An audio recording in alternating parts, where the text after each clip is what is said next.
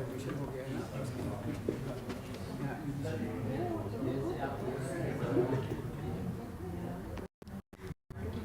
Second year है second year में join residence उसको सेटअप कर रहे हैं मंडी का भी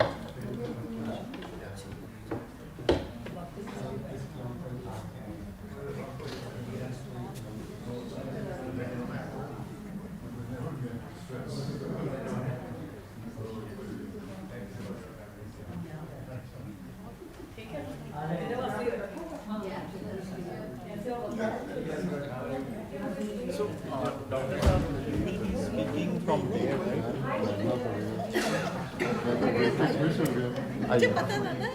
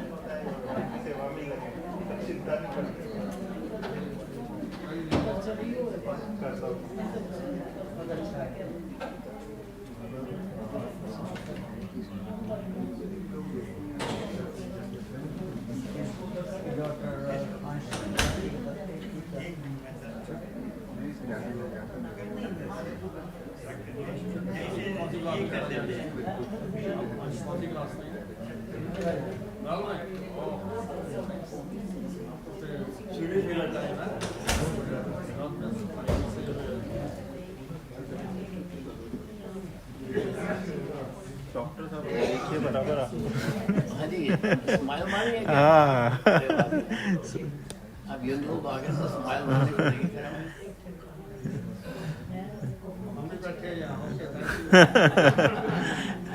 आपको आपको पहले लेना है पैसा रुक जाएगा नहीं तो फोकस वही करना है।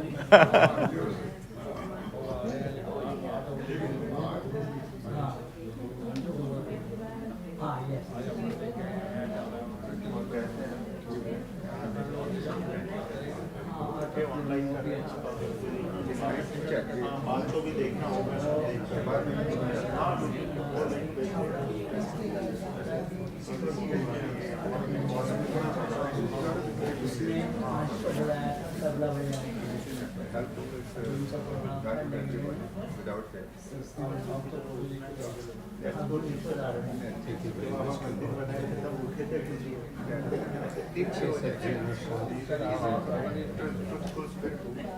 हमने भी तो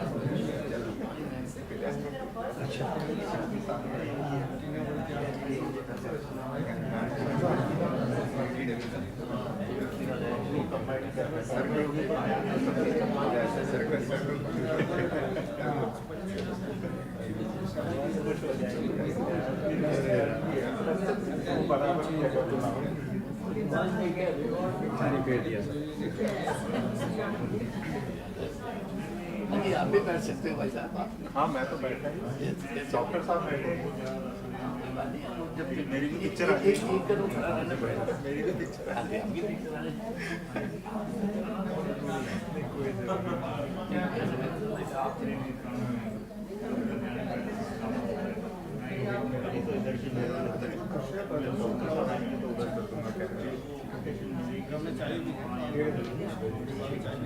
you are always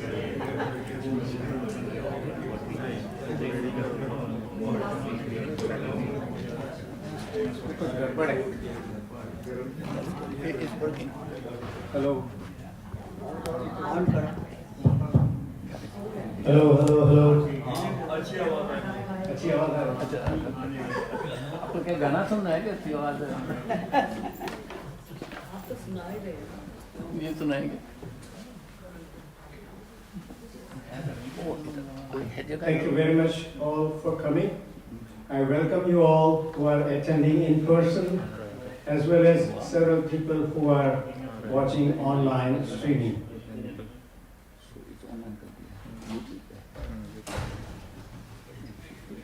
Let's start with some good news. Bharat and Pakistan cricket match. जीतेगा भाई, जीतेगा, हिंदुस्तान जीतेगा। तभी हमारी दुआएं लगी। ऐसा पीटा है भैया, ऐसा पीटा है कि वो वहाँ अपनी धूम दबा के भाग गए और रावलपिंडी में सब लोग रो रहे। कोई बात नहीं। 7 विकेट से जीता। Yes. I would like to at outset thank Dr. Preeti Mishra, Dr. Ramesh Avinashi and the rest of the Health, Welfare and Yoga Committee for their assistance in putting on this presentation. Talking about Dr. Avinashi, let's compliment him for completing 50 years of practice in Canada. 50 years. Very good. I'm only 60 years old, by the way. He's only 60 years old. 10 साल से ही शुरू I'm especially thankful to Dr. Virendra Bhattar for setting up the online streaming. Here we go. Doctor For those who don't know, he is a long distance runner. He ran 20 kilometers yesterday. मुझे तो सोचने में पसीना आ गया. Massage करता हूँ जी इसमें। And thanks to the Bhandari team, Shashi ji and Satinder ji, for their ongoing counsel, for spreading the word, and for setting up the AV system. Very nice. And thanks to our Honorable President Ramesh Bakshi ji and his dedicated team of the Board of Directors for their blessing, guidance, and making this facility available, and for providing tea at the end of this presentation. That is important. Very announce करते आ गए। So you have to stay now. Yes. I would like to welcome now the speaker for today, Dr. Atul Nanda. Dr. Nanda is a psychiatrist who has practiced in Lower Mainland for over 25 years. Many of us, well, some of us may have had the opportunity to see him, but he's going to tell us about what is stress. Some people get stressed out, some people give stress to others.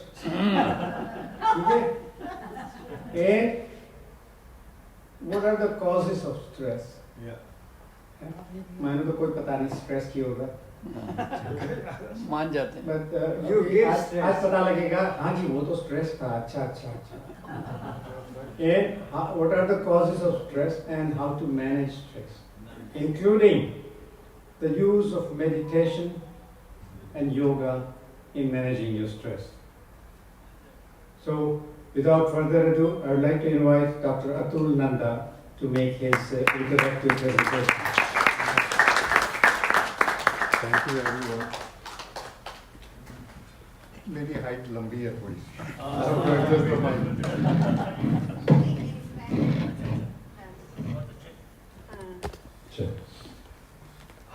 Thank you all thank you for Jamuna to be मैं नीचे जाके बोल के आया जमुना आपने ऊपर आके सुना पहले फ्यू स्लाइड मत मिस करना thank you everybody for coming over here and listening and giving your time to me. There is nobody who is never stressed. बकुल झूठ बोल रहा है कि कोई स्ट्रेस नहीं हुआ है वो भी हुआ है ऐसा कोई भी नहीं है जो स्ट्रेस नहीं है. So stress is very common. It is how we are going to understand how to deal with the stress. But in elderly age, because most of the population is above 60 over here, you are much more in a capable position to handle the stresses. We have seen it all, and most of the seniors and elders, that's what I was talking to my sister sitting over there, ki elders are usually contented and happy people. This is one of the best periods of life if you watch your own health. If you are careful of your health, you are going to remain very happy, contented with what all you have gone through in your life. So congratulations for being where you are. I also want to thank people who are online listening to this talk. I think my kids were very eager to know is it online, and if they are there, hi to them. Can I see them? Yes, No, there are 8 or 9 that's of fine, them on logged in. I had left this slide earlier. I had left this slide earlier just for people to watch this and see what they make of this slide. This slide is the most popular slide of NASA. It is the most watched slide. It is the photograph taken by the Hubble telescope. There are many slides there, but this one in particular, because different people see different things on this slide. And it comes in a 3-dimensional, and there are actually 3 pillars, and it is called Pillars of Creation in the Eagle Nebula. And this was taken in 1995. उसके बाद बड़े आए हैं beautiful photographs from NASA about space and universe. So this is the most popular one. And if you see it from, I don't have the picture of that, but if you go Google and you see the 3 pillars of creation, you will see the different 3 views or multiple views of this picture. And there is 3 pillars also that comes up in this. And when I saw it, मेरे को तो शिवा दिखे थे.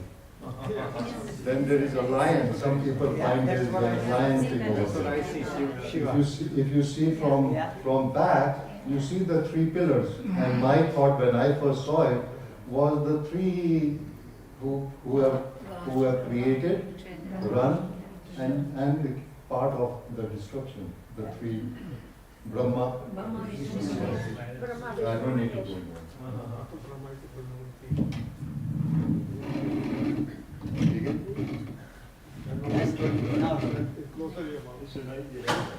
all okay?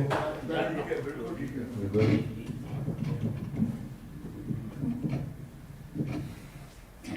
So this was taken by a Hubble telescope, and it has created many photographs. So I'm going to show you some of the creations of.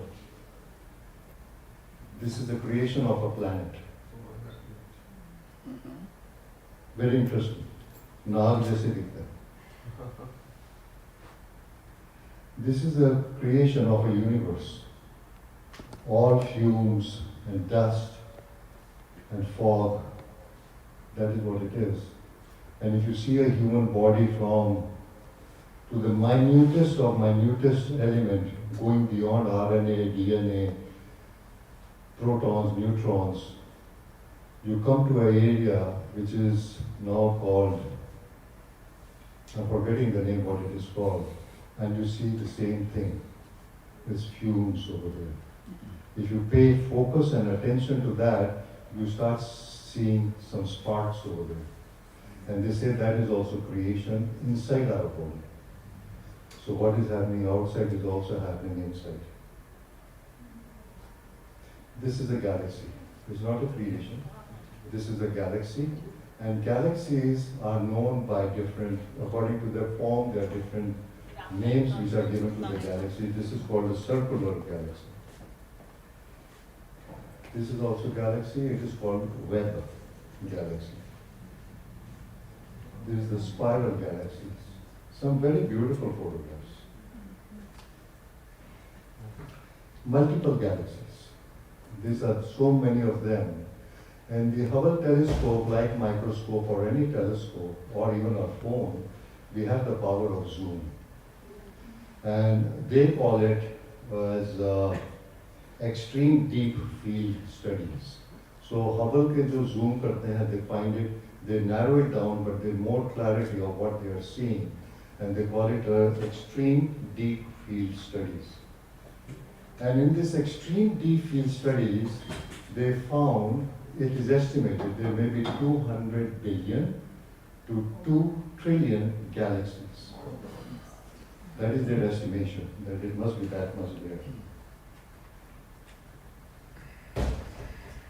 This point is very, very important. ये वाला जो है, which is now broadened. It is called, it is being given the name TW Hydra. And this is the furthest planet that they could see from the Hubble telescope. It is 176 light years away. 1 light year is equal to 9.46 trillion kilometers. So you cannot convert the distance to the time in our years, in our time frame. So it's that further that the Hubble telescope could capture. So the researchers, being researchers, the scientific brain, or this astrophysics, their brain said, why only 176 light years away could the Hubble telescope capture? Why couldn't we go even more deeper? So let us see why, and that is important. Because the lens of the Hubble telescope was 8 feet wide. That is why it could go to that much of distance. If it was wider, it would have gone even more deeper. But we can imagine the amount of space that is there, out there, and we are just minuscule part of it. So this 8 feet was the diameter of the Hubble telescope lens. We know that the Hubble telescope goes through the shuttle into the space from where it takes all the photographs. So the shuttle is manufactured by Boeing company, and it is called Rockwell International of Boeing. And this is in Palmdale, located in Palmdale, California. We all know where it is launched from. Yes? It launched from Florida, right? The California and Florida is that totally furthest away from each other. So it has to be manufactured, and then it is assembled in Florida. And then from Florida, from where it is assembled, it's called assembly building, it is then transported to the launching pad. And then from launching pad it takes off, right? So the only way to transport it from California to Florida, it is only by train. And they have to make it smaller version and then assemble it in Florida. So it is only done by train. The trains from one end of the country to the other has to go through tunnels. And some of these tunnels are very old. And they have not changed. They are there since that time. So they have to make sure that the weight of the train of all this equipment that is going can go through these tunnels. Why are the tunnels not changed? Why is it like this? Because of the railway track. The distance of the railway track is 4 feet 8.5 inches. Very interesting. Why it is 4 feet 8.5 inches? This also has been going on for centuries. Not only centuries, it's been going on since innumerable times of civilization. This is a tramp, when tramp first came on the streets. The distance of the railway track of the tramp and the carriage next to it is the same. 4 feet 8.5 inches. Even the agricultural, which is plowed with the animals, the distance is 4 feet 8.5 inches. This is during the cultural time, Roman Empire. This is their civilization. The chariots, they used to have the distance of the wheels was 4 feet 8.5 inches. Anybody here can guess why 4 feet 8.5 inches? You already showed it. That Yeah, the distance between the ass of the horses and the horse buggy. I didn't say that. Okay? I was going to put it more politically correct. So the animals which pull the carriages, they can ride beside each other depending on their width. And the width is 4 feet 8.5 centimeters. Very interesting. So this has been going on since early civilization, and nobody has figured out any other way. So many centuries back, and it has been going on and on. ये horses भी Until pose कर रहे हैं क्या जी? until they are also very camera conscious. They are modern horses, selfies. What are you doing? So you have to start thinking out of the box. There was one person who did think out of the box in this matter, Elon Musk. And he started his SpaceX. And what did he do? Wherever it is manufactured, assembled, and launched is from the same site. And he saved billions and billions of dollars just by thinking out of the box of what needs to be done. Let us get on to stress. Through this talk, I will be talking of some what I call universal laws. In my practice in medicine, psychiatry, in my own private life, just being observing so many lives that I've seen and progressed with them, professionally and personally, this is not evidence, this is my observation. I think there is something called universal laws, and my wife Poonam, she's watching me right now. She has told me, why don't we write a book or do something about it, because nobody escapes these laws. So I will be talking about these things. Like for example, one of the universal laws is that the children are the biggest teachers for the parents. Nobody escapes it. And they don't know they are. That's the beauty. They will take you and test you to the most vulnerable spot that you have. Even sometimes you don't know, or you are hidden, you don't even think that you have. Or you are aware and you don't want to deal with that. But somehow they know how to do that. We have done that to our parents, and our kids have done that to us. No, there's no exemptions in this room. Everyone, all of us go through that. So there are many other universal laws that I'll be coming up with. How common is stress? Like I said earlier, Bakul was lying. Stress is universal. But how we experience this stress and how we carry with us and how we manage our stress, it is very deeply shaped by our culture, our background, and especially South Asian population. There is a biological process that goes on in the stress. What are the changes of the hormones, chemicals that is taking place in the body, and which is universal. That has got nothing to do with South Asian population. That is also with human mankind. Everybody goes through the same biological changes and pressures and hormone changes that happens. And I'll go very quickly in that because I don't want to talk medicine. I do not. That is not the intent of talking medicine. I want to go more philosophical and about lifestyles and about our life in general, so that it caters to our population over here and becomes more meaningful.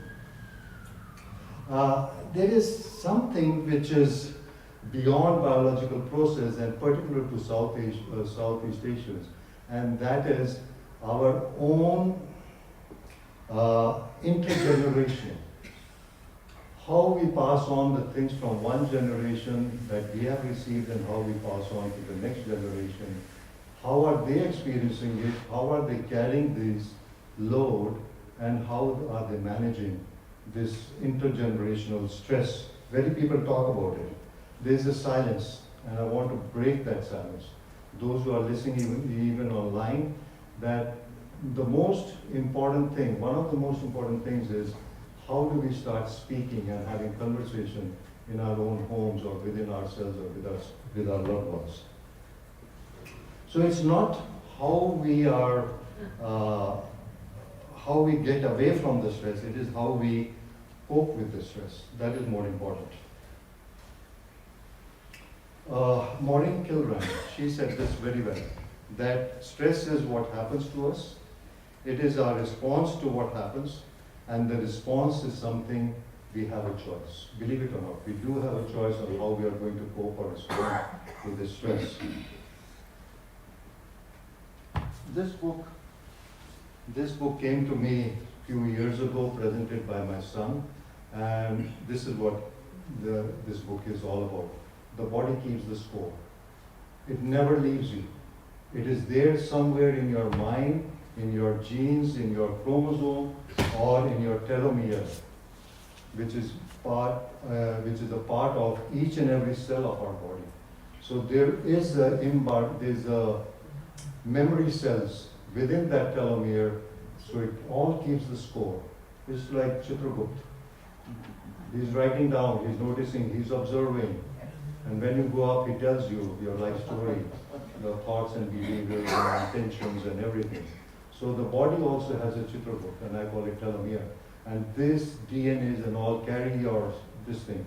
And how do we recognize that this thing is there? Because we get triggers. We get triggers of how the old memories comes back and troubled ones. And that is the stress. So that is what this book is all about. That body keeps the score.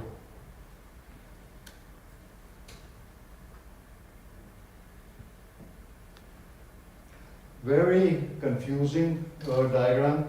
That is not the intent. The intent is to make it very, very simplified. So I'm going to go very quickly through this. We can't escape this because this needs to be understood what's happening in our body. So if there is a stress, and that stress, what it does, it activates an area in the brain called hypothalamus. This hypothalamus then triggers off pituitary gland. The chain of chemicals that takes place, but it triggers pituitary gland. Pituitary gland then triggers, this is the place, adrenal gland. Adrenal glands are small pieces, they're about this size on top of the kidney. And adrenal gland then releases all over our body through these hormones called cortisol. How many of you have heard about cortisol? The word? All of them. Okay. So we know cortisol is not a good thing to have in our system. We have to fight the effects of the cortisol because cortisol can affect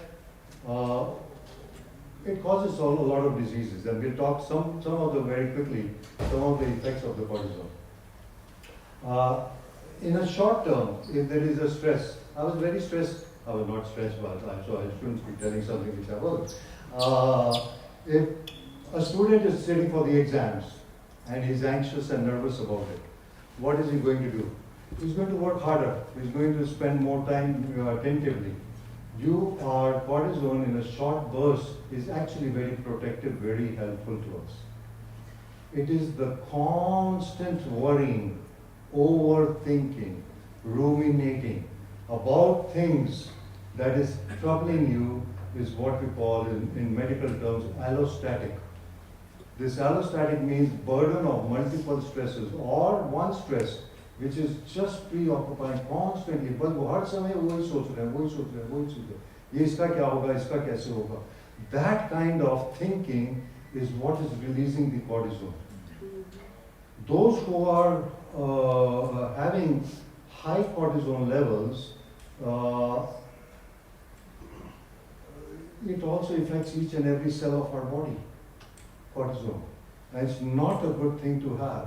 No matter how much you try under stressful situations, for example, I'll tell you, your weight has to change when you're under stress. Either it is going to get down, you're going to become very slimmed out, lose weight, that's not a good way to, or you're going to gain weight. And cortisone is the main culprit to bring into your stomach. Nowadays, the measurement of health is not through BMI, it is through your waist circumference. That is redundant. The BMI theory is all redundant now. Now it is your waist circumference which tells you your cardiovascular status and your metabolic status of your body. So it's very important to understand the effects of cortisol. If that is what becomes the standard now, so it is affecting our heart, it is affecting our blood pressure, it is affecting our diabetes, it is affecting inflammatory processes in our body. So it is very, very injurious to have cortisol. Mental health wise, it causes mental fog, unable to concentrate, fatigue, depressed, anxiety. That is also very, very common with cortisol.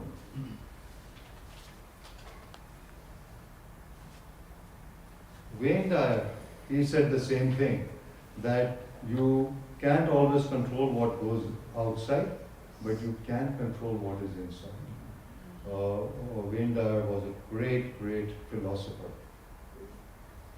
In my observation, I think 90% of the stress is related to either of these four. Which is the top one? Please say, which is the top one that you think? Relationship. It depends on the age of the person as well. क्या बात है? क्या बात है? Clap for Dr. Ramesh Avinashi. That is the answer. Absolutely, that is the answer. All are equally stressful. All are there, but they are different stages of life. When you're a student or you're trying to get into your occupation, it is the work and the studies that becomes your most predominant stress. As you have started to work, you are now in the accumulative phase. Accumulation of wealth, name, reputation, dignity, status, house, cars, whatever. That becomes the stress. In that process, relationships becomes the secondary thing, so you start ignoring or neglecting, and you are not on par in keeping and maintaining healthy relationships. And after the age of 65, 70, 75, depending on where this thing is, health becomes the main stressor. So, thank you, Vaisa. That was very, very good. Let me move on to particularly our South Asian population, because that is the main thing that we are talking about. What I want to focus on are these things that are there on the slide.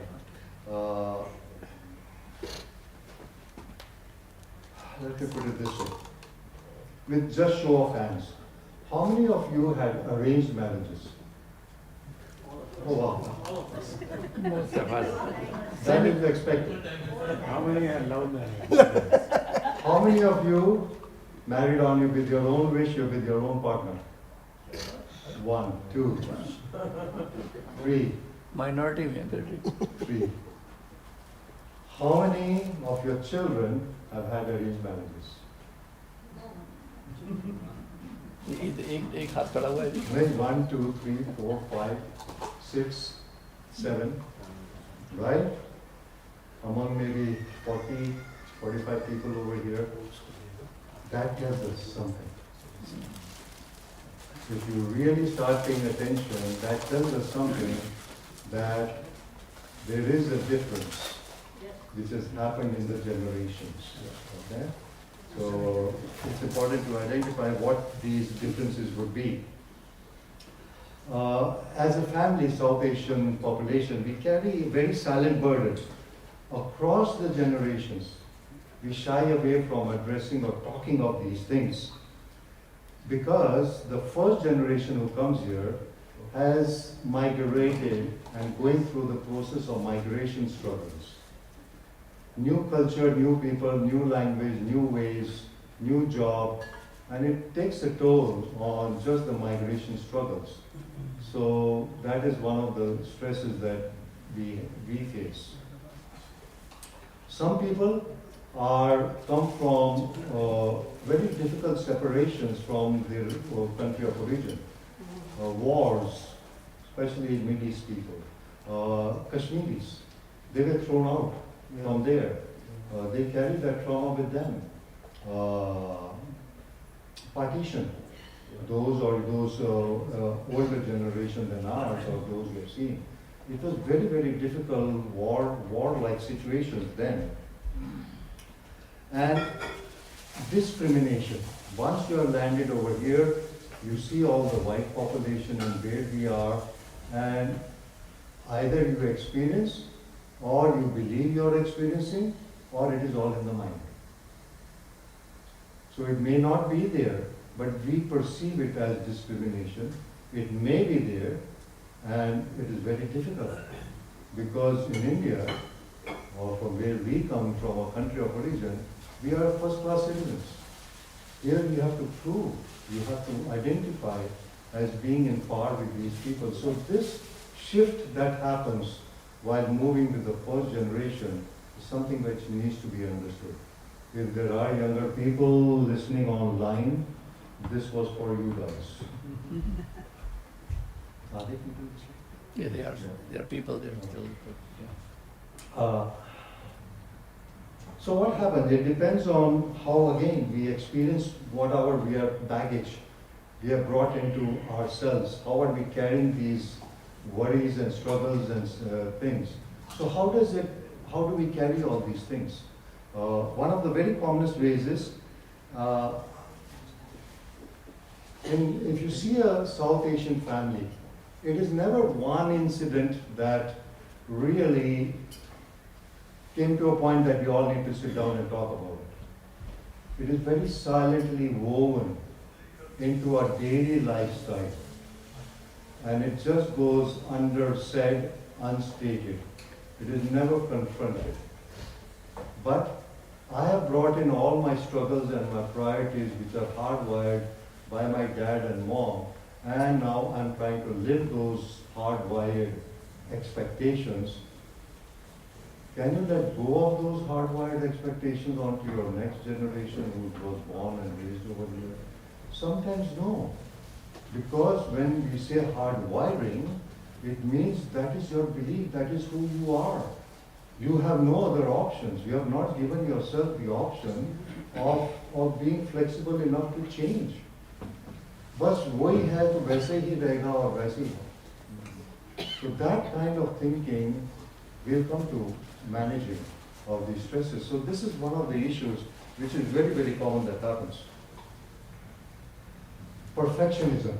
Because we have sacrificed ourselves for our own self-care, now we want perfection from the next generation. What is perfect? Anybody? It's your own imagination. Huh? Right. Yeah. Glad you said that. Yeah, absolutely. There is nothing perfect. In fact, I tell my patients, imperfection is perfection. That's how God made it. There is nothing which is perfect. Another universal law. Your kids will tell you you are not a perfect parent. They will tell you you are not a perfect parent. And you are going to sit back and say, I did my best in the way I could do. I have done so much. But you did not do that. You missed out on that. Right? It is your situation at that time, what you did was the best out of your love for them. So understand that you did not do anything wrong. It is that child's perspection, his own feeling that he feels was ignored or minimized or whatever. So you're all doing okay as parents. You have not done anything wrong. Don't live with guilt, because that is another common thing. Living with guilt, living with shame, living with issues that were beyond your own control.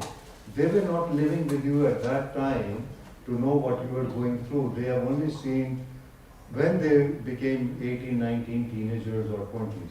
They didn't go through the struggles with you. We don't talk about them. But we expect, and it's very difficult finding that balance. The parenting style, then,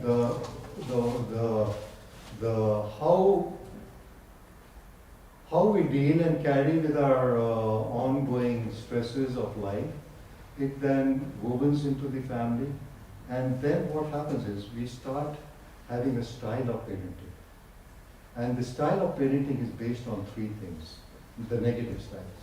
And that is by fear, or by control, or by overprotection. Whatever your style of parenting was, the kids have gone totally in a different way. Their parenting style, the new, I have three kids. All three kids have their own style of parenting. Very different from each other, but very different from ours also. They're very overprotective.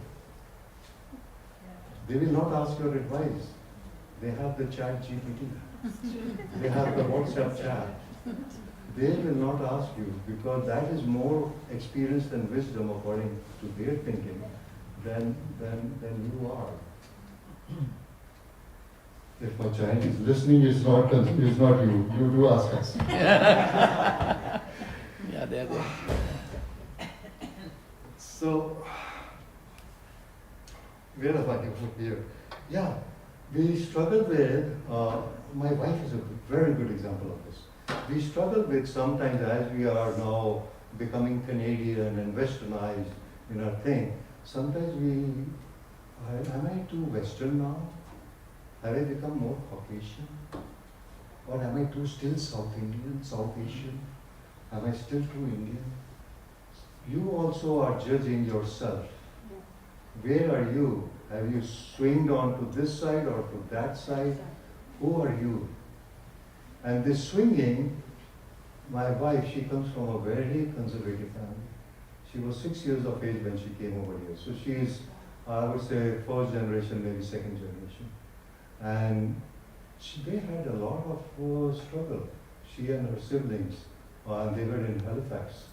And unlike Vancouver area, it was totally dominated with whites, and they came in 60s. And at that time, it was Indians were hardly found. A mandir like this would have about 10, 12, 20 people, not more than that, right?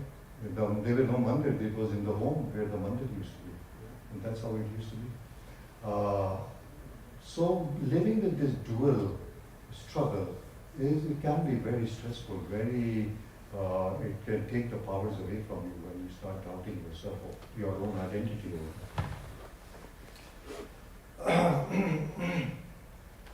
Stresses in South Asians, we don't speak about it. It's very silent. But there is a burden of this silence that we carry. And this burden of silence is very deep because it is felt. I don't know if I missed this slide. It's very deep, and it can affect your. Let me give you an example. A scenario. I had a 87, 88-year-old guy referred to me by a GP. And the reason was that this person is complaining of chest pain, and we have done all investigations, chest or abdominal. And he would keep moving from chest to either. And he would keep moving. He's gone through yin and yang of investigations, seen so many specialists. Nothing was there until GP said, maybe he needs to see somebody like me. No laughing matter. Because we see, it's called somatization. Very common in South Asian population. Very common. You want to say something? Like I was experienced. Yeah. So this person came to me, and of course, for first 2-3 times, he would only talk about physical. As soon as I would try to shift him from the physical, he would again get back. And he told me on my second or third visit, he said, you don't get it. You keep talking about mental health, you keep talking about stress, you keep talking about anxiety, depression, blah, blah, blah, but you don't get it. It's all physical that I have. What do you do with that? Kept on. We had a good therapeutic relationship. By about 7th, 8th visit, he started to open up. By about 9th or 10th, he said, you are my God. You hit it on the nail. You hit the nail on the head. You got it. And the stress was that my parents are at me of getting married. I cannot. I have to first settle down. I have to look at my profession. I have to do this. I have to do that. And now I'm in my profession, and I am very well settled. I bought a condo in downtown. I am ready now. But I don't want to have arranged marriage. Now they're insisting I need to see a girl and get married there. That is his pressure now. I told him, can I talk to your parents? With his permission, he said, yeah. So I called his parents without him. Spoke to the parents. The parents were equally stressed. अभी तक शादी नहीं, उसको समझा के थक गए। वो तो अब बात ही नहीं करता।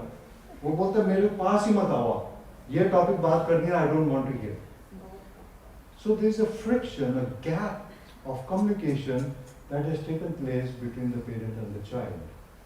Both are under stress. Then I had a meeting of all 3 of them, and it worked out. He's married now. he's happy, he's married, the parents are happy, and I got a basket of fruits and flowers. We have difficulty in balancing. We have difficulty in totally deeply understanding the situation of the other. My perspective, what I want is more important than anyone else, because I know why I've reached where I've reached. There's a lack of open conversation. And unintentionally, it is only out of love, we don't want to hurt others, or some people have difficulty in carrying on a difficult conversation. So there's a cycle of silence. And this quietness and not talking about these kind of things, it leaves the younger generation unvalidated or unheard. And they rebel. And how do they rebel? I don't want to live here. I'm moving out. And that is what they do. They may do it for other reasons also, but this is also one of the reasons in their heart. And that this is it. I can't handle all of this. It's the silence. It's not having a conversation. As they are growing, we are not involved them in a. We still treat them as kids. We don't acknowledge fully how grown up they have become, how mature they are, how successful they are in their own lives. Little bit about the mental health issues. Mental health is considered weakness and shame still. That there is a taboo, we can accept blood pressure, cholesterol, diabetes, heart problems, strokes, cancers, so very easily compared to anxiety, depression, stress, interpersonal relationship problems, because that is all shunned away. It's not talked about. It is weakness. And there are still a lot of people in our community who look at mental health that way.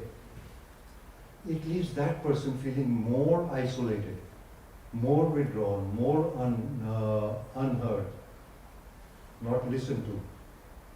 So when a person is in that state, so what do? We have to cope. That's our human nature. We have to cope with it. So how do we cope with it? Sometimes it is good, positive. They come to people like me, professionals, psychologists, psychiatrists, GPs, family physicians, healthcare workers, who are aware of the biological impact that is happening in their body and how unhealthy it is. Or the negative way of coping.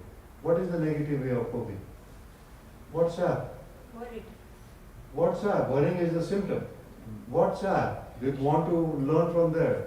Your WhatsApp chats. You have chats for each and everything. Whatever your mind is. Chat GPT, even better than WhatsApp chats. It's an accumulation of knowledge and experiences of so many other professionals which they rely on. It is good, but in some situations it is bad. 2 weeks back, in the news there was I was very shocked. 2 weeks back, there was an incident somewhere in US, a 19-year-old guy committed suicide. And they heard it was because of ChatGPT. It was advised. Whatever you feed into ChatGPT, it's only going to say what you want. It will never say it is wrong, it is bad, there are alternatives, there is another way of. Why do you want to commit suicide? It doesn't ask anything. It will tell you, yeah, this is the way, this is the best, this is the quickest, this is the more painful. Take this many tablets of that, or take a shotgun, go there, buy it, and da da da da da. It will tell you everything about how you want to kill yourself, and this guy did it. How sad, how negative way of coping with what can be reversed. And then there is both the generations. This is with both the generations. Alcoholism, it is on the rise, not decrease. Those who have started to follow a healthy lifestyle may notice, oh, I have cut down, I have stopped, I have done. But the population, no. Because the stress is increasing. It's not gone down. It's increasing actually. These people who give their Instagrams happy photographs and where they are traveling and good family, all smiley, smiley, smiley, you never see a crying Instagram. Right? That's all artificial. Sorry? I'll interrupt a little bit here. ChatGPT never replies for the suicide or any bad things. So ChatGPT is tested number of times on this thing. So never, even if you ask any time, even now, regarding the suicide, he will not reply. He will having such a reply. That is what I just said. Yeah. So he's just saying the same thing, that the ChatGPT, if you put it in, how do I commit suicide, it will not say it's wrong. So, correct? Did I understand you correctly? Actually, it's an artificially programmed. Yeah. So it doesn't have anything intelligence Yeah. level. It's artificial intelligence, yeah. It is a program. Correct. So whatever you're giving, it is just taking the data and giving the answer on the basis of that data. My But friend, some you are exceptions so... are there that he will not reply for the Yeah. suicide at least. Yeah. But that's That what I'm they sure. found. No, that's what they found, and they are making now changes in AI because it is intelligence. It is artificial intelligence.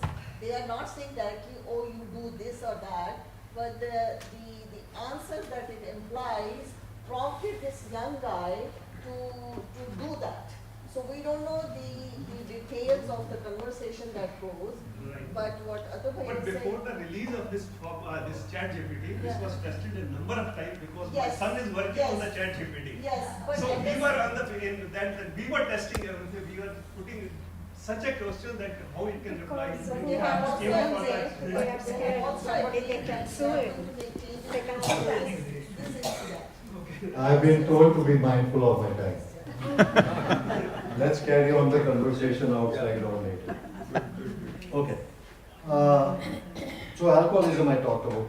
Then another common thing, besides the alcohol, when we are frustrated, we are feeling helpless under stress, anger. That is so very common. Domestic violence is so very common. Your impulsive behavior, addictions like gambling, these are also negative ways of coping.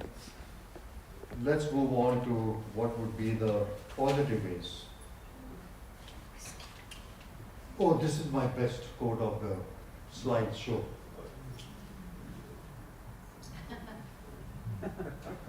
Very good. We have to learn to unplug. How do we unplug? That is the key. Unplugging ourselves is a lifestyle.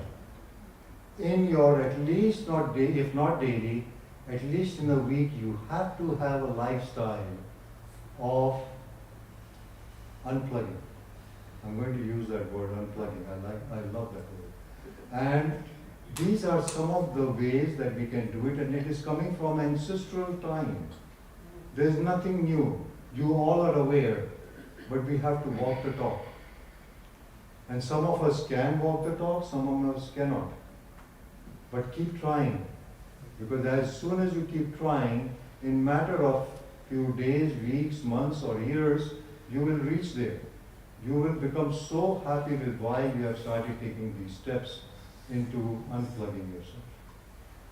The first one, meditation and breath work. Breath work. What does it do? It reduces your stress, of course. It reduces your negative thinking.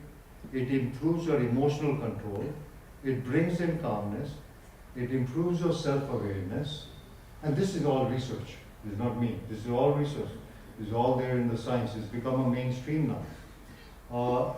It affects each and every cell of the body. It affects the DNA. It affects the telomere. It affects every component of who you are, mind, body, and spirit. Meditations, as I was doing research for this talk, there are 16 types of meditations. They come with different names or anything, but they basically fall under two categories.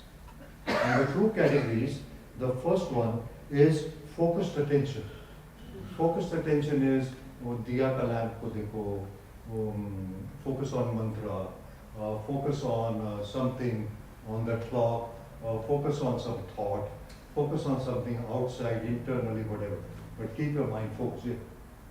The focus can be also just on cooking. वो भी आने वाला है. Yeah. So the focus is one way of doing meditation. The second one is open monitoring. Open monitoring means that you don't have to focus on anything. आप बैठो, thoughts आ रहे हैं, जा रहे हैं. Just observe. Let your thoughts be observed, and they don't need to be acknowledged. They don't need to be criticized, or you have to do anything about it. Observe. Slowly the thoughts will become less, it will stop bothering you, and that is where you go into meditation. I have been trying meditation for I don't know how many years. And my belief, and this is not evidence, this is my belief. Because I used to do mindful meditation, TM meditation, Jyoti meditation, and it was very difficult for me. My opinion of meditation is to go into a very quiet, peaceful state of mind where you may lose sense of time or your environment. And we all have experienced that. At some point of time, whether it's brief moments or seconds or maybe longer period of time, we experience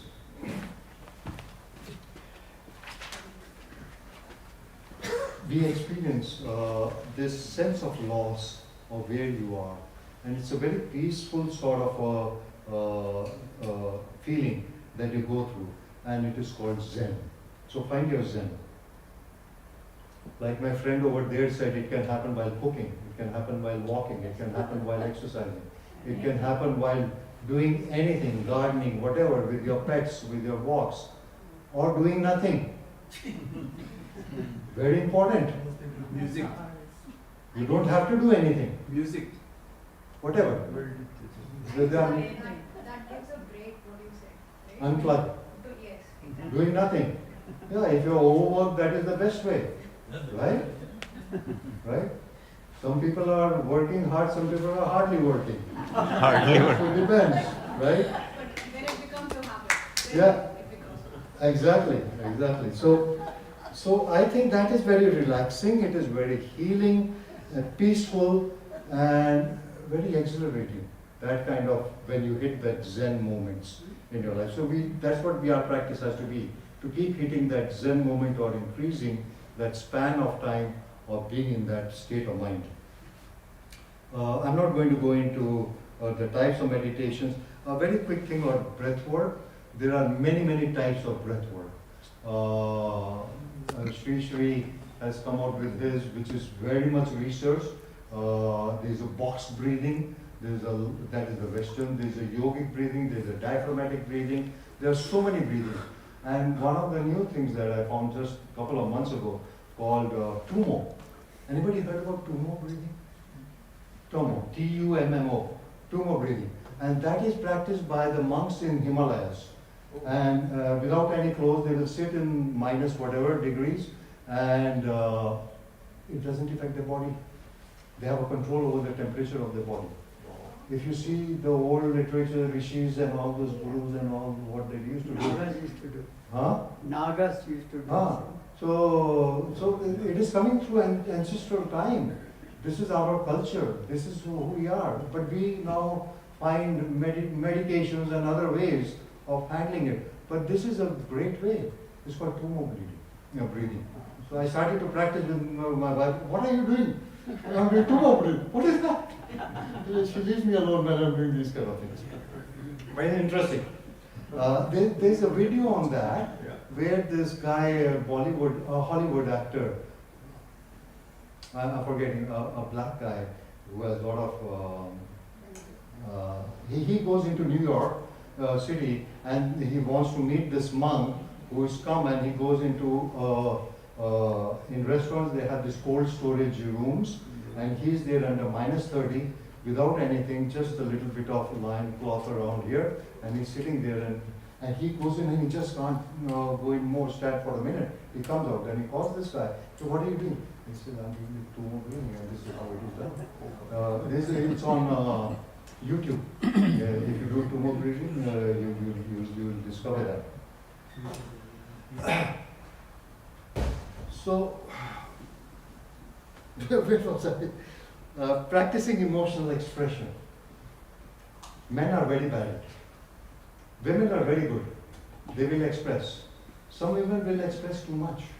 That is not good. Okay, there is a balance that we have to find in this. Too much of expression is also stressful to them and to people around them. There has to be a right dose, right balance of how you express your emotions. I don't know if it is male hormones or female hormones that makes us do that, and we know that men and women are different, very different in the mind, and but men don't express. They have to learn to be starting expressing it. It can be very transformative. Once you start to practice of how to have discussions and conversations, it's very easy. While doing all of this thing, when you're doing, it's good in your own family dynamics to start changing, because we guys are the head of the families. If we don't change, who's going to change? Nobody from outside. Is not going to happen with a mantra or a magic. It is going to happen if we make the effort to change our family dynamics. And the family dynamics can be changed if we have a conversation. A conversation which is open, conversation which is not critical, conversation giving a space where we are non-judgmental conversation. So we create a space. As the heads of our family, we try and create that space. And then you observe and show curiosity. Very simple. 4 W's. When, why, how, or whatever. Not whatever. When, what, why, and how did it happen? Those kind of questions. Exchange thoughts. So all you have to do is this. You know, in psychiatry, I tell this to many people, that the best counseling is ha. You don't have to say yes or no, agree or disagree. This happened to you, that happened to her. And ha therapy is so powerful. Do it with your family. You just observe, you start a conversation and show curiosity. How did that happen? Why do you think like this? And then what will happen? And how come what not all this way? So that opens them up. It starts to validate. And or your young adults say and not even listening. It's very annoying. sorry? Teenage or young adult kids just a kind of get you off the back. It's very annoying. Yeah, that's true. So may not work for younger population. It's only for people like us. My experience says no. What is the most powerful tool we have? In this whole coping system, all human beings, the most powerful tool we have is, I'm just jumping. Oh, where am I? Oh, work. Okay, let's go to yoga and Tai Chi. I don't think there is, we know that the yoga and, I'm missing out. Okay, yoga and Tai Chi. It's, you all know, it is breath work harmonizing with your physical body. Okay, and this is a meditative form. Qigong is a meditative form of Kung Fu or Chinese way. Chinese and the Indian at some point of time are very similar if you go to their scriptures. They call it Qi, we call it Pranaya.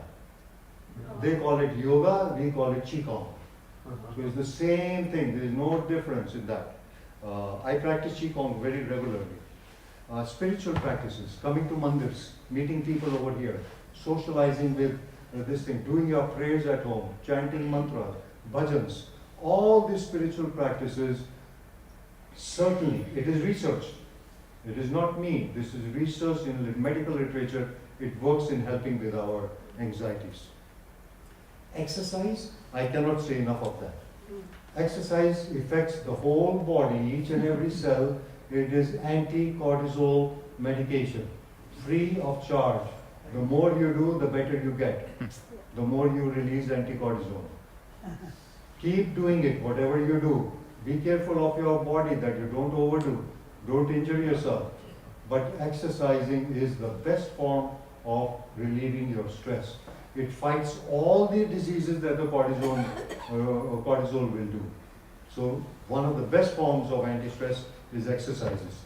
We'll talk very quickly about relaxation techniques. I'll come to that. Medications. It is only used in people who have disorders. What is a disorder, then what is not a disorder? What is normal stress, what is abnormal stress? Abnormal stress is when it starts affecting our functioning, our relationships, our work, our living at home. All these things, when it starts to make an impact negatively, then it is disorder. Then we take help of medications.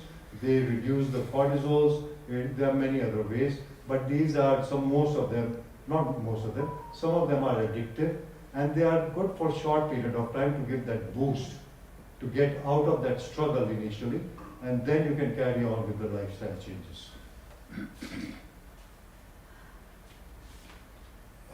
Psychological healing. This is so very important. Being compassionate to yourself. This is because we put ourselves at the bottom of the ladder.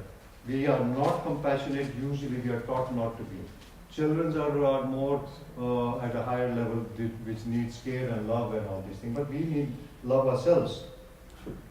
One of the universal laws, we are all born over here, and whatever we are experiencing and will experience is only for one purpose, and that is for your own growth and for learning. Yes.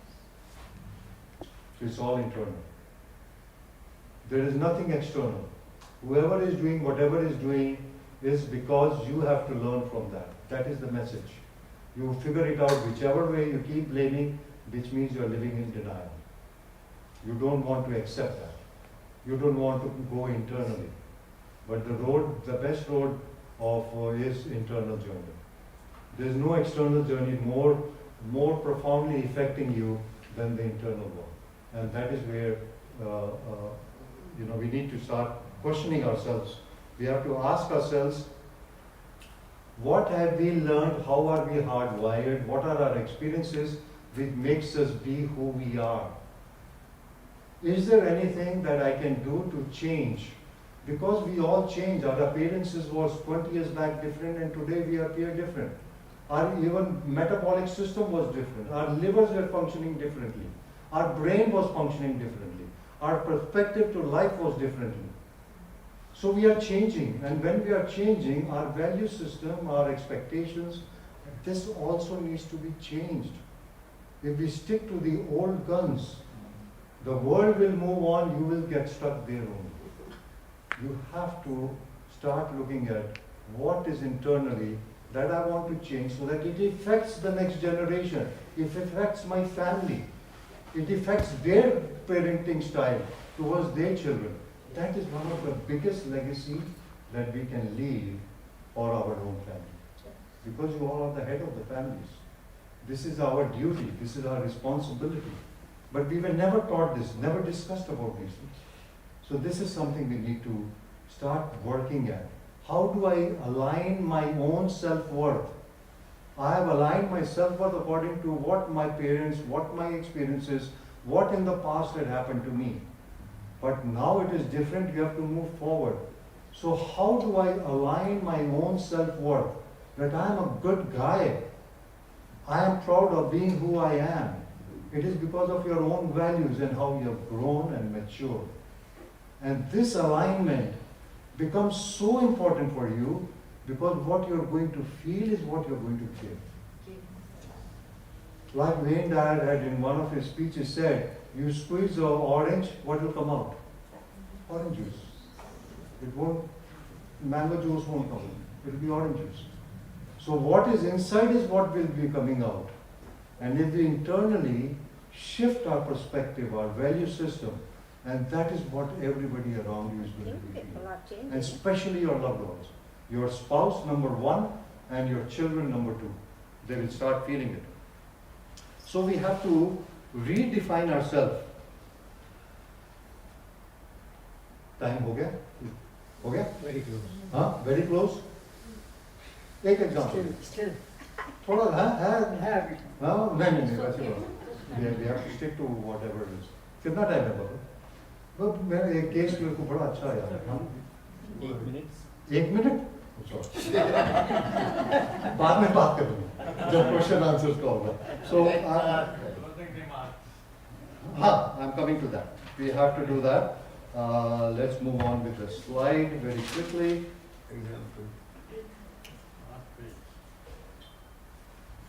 Lifestyle में sleep. You have to get 6 to 8 hours. 1.5 hour of deep sleep. If you have these watches, it measures your sleep. Then about 4 hours of core sleep, and 1.5 hour of early sleep. Nutrition, main hydration. 6 to 8 glasses of water, 1 to 2 liters of water.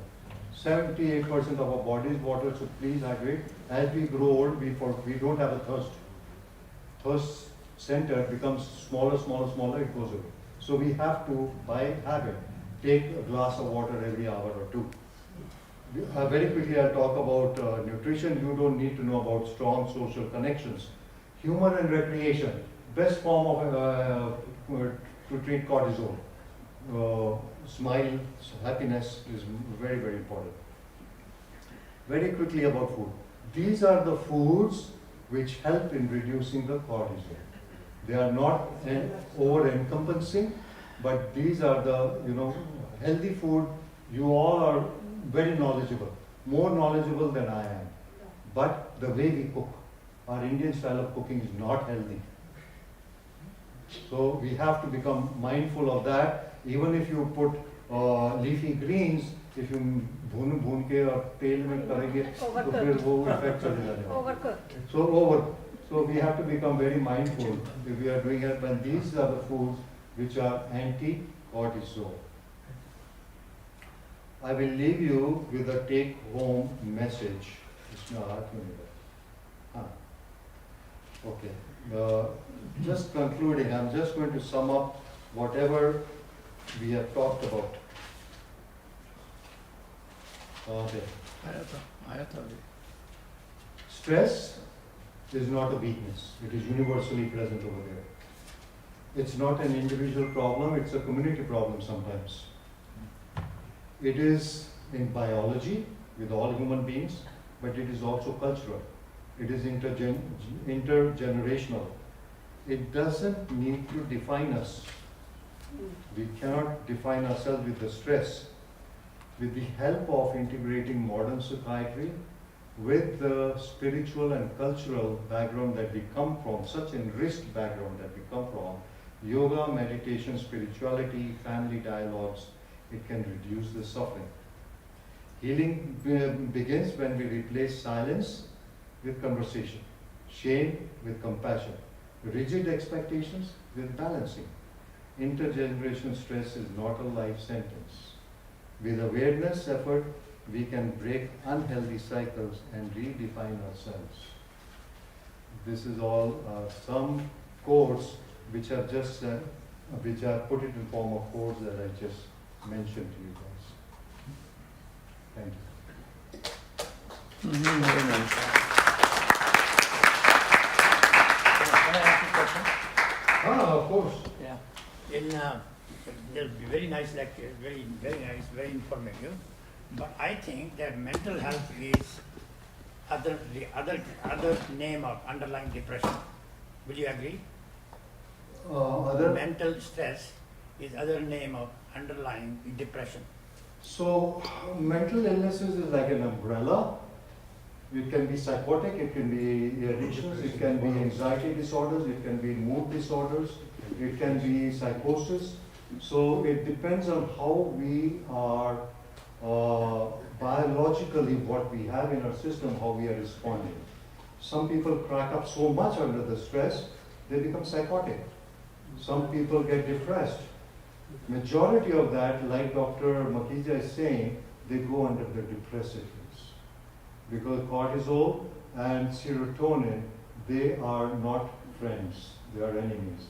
If one goes up, the other goes down. When one goes up, the other goes down. So you're right in ways, but that's not the only way how we mental health responds. You didn't mention anything about serotonin and dopamine. No, I was not listening. Jamuna ji सबको doctor समझते हैं.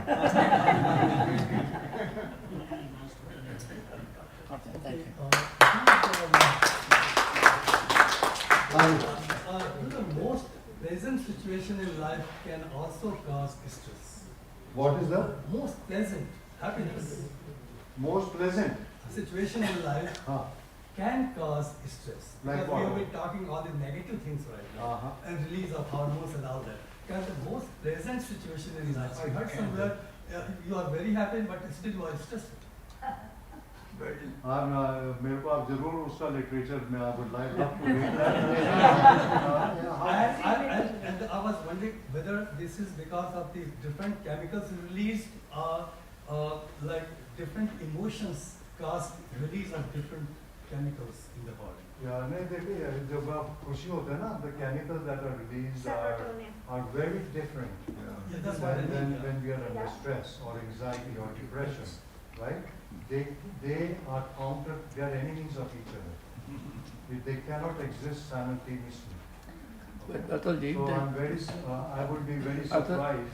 Yeah, there is a condition called hypomania and manic, where they are very happy but they are very stressed. Atul, So that is a disorder. That's an illness. Atul, I cannot go in that extension. There can be overlap. For example, if you're getting married or you're going on holidays, but there can be stress and happiness part of it though.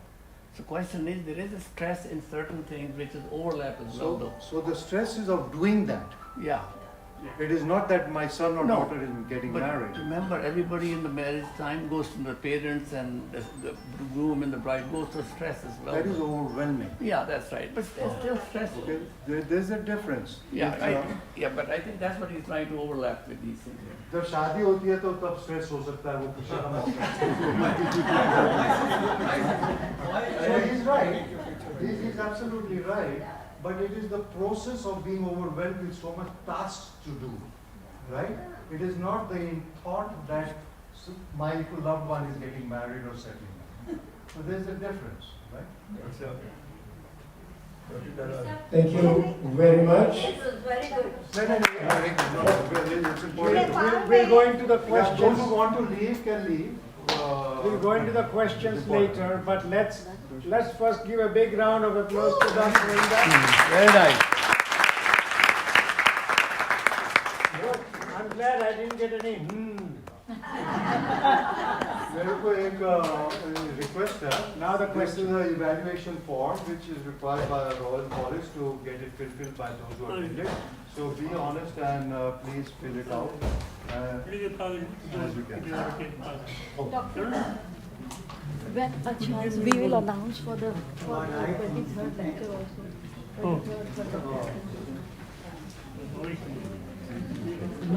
Hi everyone. Again, on behalf of the temple management and health committee, Dr. Dalaji, and we really appreciate Atulji, Dr. Atul's lecture here. I very quickly wanted to remind all of us that we are also lucky that September 23rd, that's the next week on Tuesday, we have a very renowned yoga guru, and we talk so much about stress and all. So his name is Dr. H.R. Nagendra. He's very famous as Modi ji's yoga guru, and he's the one who sort of initiated the International Yoga Day. And so we are really lucky he will be here on this Tuesday, September 23rd, 5:30 onwards. We are welcome to talk to them. There is Dr. Manjunath, who is the research head. He is also the Chancellor of S. Vyasa University in Bangalore. And Dr. Manjunath is the research head. So it will be a lecture on you, your health, and the gap, and the yoga and all the naturopathy, Ayurveda, how these alternate systems of sort of integrated medicine are filling this gap in between us and the health. So that's the broad theme. We all are so 5:30. It will be downstairs. Again, come prepared to ask a lot of questions, and it's an honor that we are hosting in our temple, the whole team. And again, September 23rd, 5:30, you all are invited. And Dr. Patel, you want to say something? So thank you again for all the good work and such a nice attendance. Really happy. Thank you very much. Now the session is open for more questions. Yes. Is there any situation where stress is useful? Huh? Where? Any situation where stress is useful? Oh, absolutely. Yeah, I want to highlight that. Yeah. Short-time release of cortisol is very, very helpful. Right? आप फौरन में जा रहे हैं, नहाए आ रहे हैं, तो आप स्ट्रेस नहीं होंगे. क्या करोगे? भागोगे? Suppose there is no stress, is that problem? Is it problem? Hey, it is a problem. Under acute stress, yeah, it is a problem. And that is where some people call it laziness or ignorance. Nepal में लोग sound बैथ use करते हैं. Sound back? Yeah, like they make sound. So Oh, for relaxing. yes, Yeah. That sound is very well known. vibration, sound bath. करते हैं. Even your Native Americans, they do the same thing. Yeah, it's getting more and more popular. Yeah. Gana Gao will be relaxing. बिल्कुल.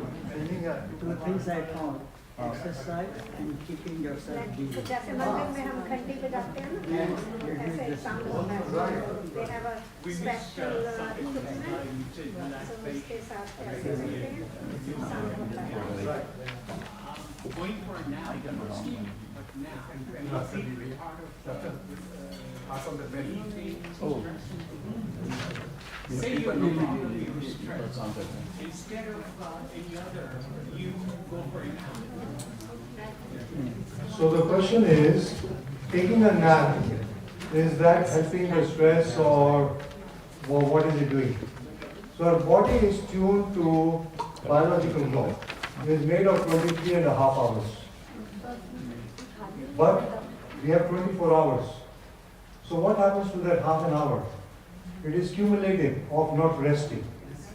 And at certain point of time, it will lead to exhaustion or breakdown. So to counter that, some people take naps. It's also lifestyle. Except North America, rest of the world tries to take a nap in the afternoon. It's not unhealthy. But if we take more than 45 minutes to an hour of not resting and sleeping, that is unhealthy. Because that changes your sleep-wake cycle. So if you have to take a nap, not more than 45 minutes, not too comfortable in your bed, on your sofa or chair, or just power yoga, power meditation. Close your eyes, get rejuvenated. Power nap is very Power good. nap, right? So it depends on individual people and where you are. Somebody was asking about the advantages of stress. Yes, there are advantages of stress. Stress leads to inventions. If you are in a situation you don't know what to do, somebody was soaking in the rain, the umbrella was invented. Similarly, whenever the stress is there, you think about what can I do now? Like people, not everybody will think about it, but somebody will think about it. Fetal stress. When we are born, baby goes through a narrow passage, is stressful. That's called as fetal stress. There's a maternal stress, there's a cardiac stress. So the stress, as it is universal.